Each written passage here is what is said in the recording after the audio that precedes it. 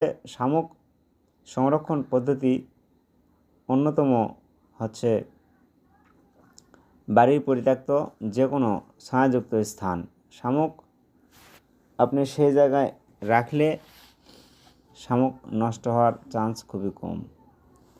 শামুক কিন্তু পাকা জায়গায় আপনারা রাখতে পারবেন না। পাকা জায়গায় রাখলে শামুক যে পানিটা ছেড়ে দেয়, সে পানিটা সে আবার গ্রহণ করে, যার ফলে শামুক অতি দ্রুত মরে যায়।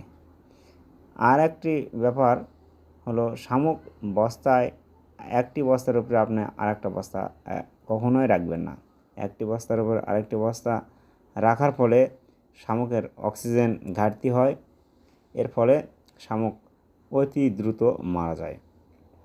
শামুক শুকনো এবং স্যাঁতসেঁতে জায়গায় এবং একটু গাছের নিচে আপনারা রাখবেন।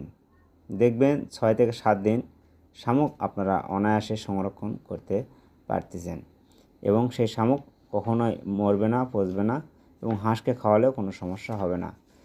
তাই বেশি বেশি করে হাঁসকে আপনারা প্রোটিন সমৃদ্ধ খাবার খাওয়ান এবং সেই অতি স্বল্প মূল্যে একমাত্র